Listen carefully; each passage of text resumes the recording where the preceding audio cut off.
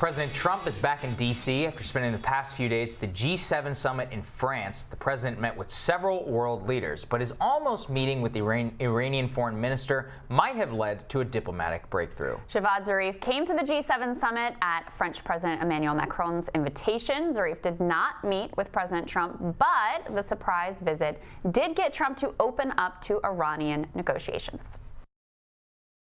I think he's going to want to meet. I think Iran wants to get their situation straightened out. Now, is that based on fact or based on gut? That's based on gut. But we can't let them have a nuclear weapon. Can't let it happen. So I think that there's a really good chance that we would meet. Here to weigh in on a possible meeting between Iran's president and President Trump is Trita Parsi. He is the executive vice president of the Quincy Institution. Great to see you again, sir. Dr. Parsi, tell us a little bit about this meeting and whether it will actually occur. What are the stakes involved, particularly on the Iranian side? On the Iranian side, the stakes are very high, particularly if you take a look at it from the perspective of Rouhani. He really took a big chance on the idea of negotiations with the U.S. Hardliners in Iran opposed it. They were arguing that the United States would betray the agreement. Now they feel vindicated because Trump walked out of the deal.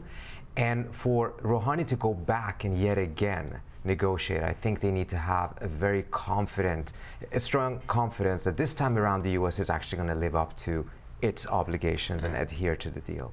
So what I think is more likely is that the Iranians are going to go forward and say there'll be a meeting, but there's got to be a release of the sanctions beforehand, because they've seen what happened in North Korea. Right. North Korea, Trump got what he wanted. He wanted a photo op. He got it. The North Koreans are upset because they feel like they've gotten no sanctions relief. So the Iranians are saying before any type of photo op, there's got to be some release of the sanctions first. Well, and the last time we spoke with you, you said as long as Pompeo and Bolton are involved, this is essentially a non-starter. Is that still your view? It is still my view that when it comes to real negotiations, they're not going to go forward until they see that there's a change in the White House, because again, the confidence that they need to have that there's going to be a success. I think what they're doing right now is that they're doing the preparations for it and seeing with some degree of satisfaction that the mere idea of negotiations is causing a panic in the circle of neocons around Trump. And we saw that when many of them did not know that Trump had agreed to Zarif coming there and thinking Macron was pulling a fast one on him, and how angry they got at Macron at the idea that there could be negotiations. Well, that is really their misreading of Trump, which is that, yeah, he might have pulled out of the deal, but he would sit down with them tomorrow, no preconditions whatsoever. That's something they don't particularly understand. Now, the president has floated the idea of giving, I think, oil credits or credit lines of extension to the Iranians. Would that be enough for Rouhani to sit down with the president? It could potentially be, but it's all about making sure that there is a break in this maximum pressure strategy. I don't think the Iranians believe that they can actually get a sustainable deal with Trump, because even if he agrees to something, they are now so suspicious of the United States that they have no confidence that the next president will honor that agreement, mindful of the fact that Trump didn't honor the agreement of the previous president. But selling oil is critical to the Iranians. If something can be done on that front, then I think there's a likelihood of some sort of a meeting. But for real negotiations to take place, I think more than that is going to be needed. Well, and the whole idea behind the maximum pressure campaign is basically to squeeze Iran to the point where they have to come to the table. Is that something that will possibly work? Let me take a step back on that, because it depends on who you ask. I think in the minds of Trump, as you pointed out, that is the idea of maximum pressure.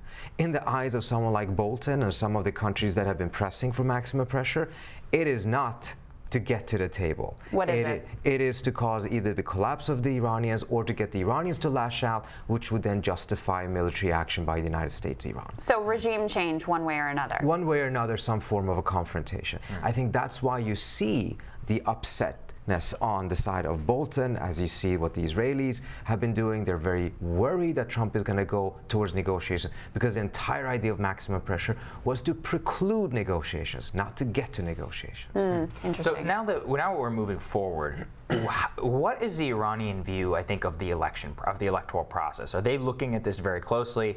And so if a Democrat were to come in power, would it be reasonable on their part to basically do what the Chinese are doing, try and wait and see what the election happens, and then could they realistically survive 4 more years of maximum pressure sanctions? Because at that point, would they have to come to the negotiating table? If you have 4 more years of this degree of sanctions, I think the Iranians are going to not succumb or capitulate, but they're going to escalate. That's exactly what we saw what happened in May. Right. As the pressure increased, they're not getting softer, they're getting tougher. They escalated. They took a British ship. Britain is a nuclear power and someone who sits on the Security Council with a veto. They did that in response to the Brits taking the Iranian ship. They shot down an American drone that they said had gone into Iranian territory. So they're showing very clearly they're going to stand firm and they're ready for military confrontation if they feel that that is becoming inevitable.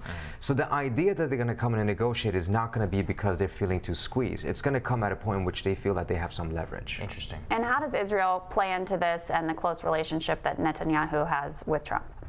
It's a close relationship, but it's not a relationship that seems to really be built on trust. The Israelis are very, very concerned that Trump is going to do what they saw Obama doing. Obama also went with a sanction strategy that the Israelis were hoping would preclude any negotiations and lead to a military confrontation. But he turned around last minute and he actually went for negotiations. And we saw what a debacle that did to the U.S.-Israeli relationship. Now they're worried about the same thing. We have now seen in the last 48 hours Israel taking military action against 4 countries in the Middle East. Why is that?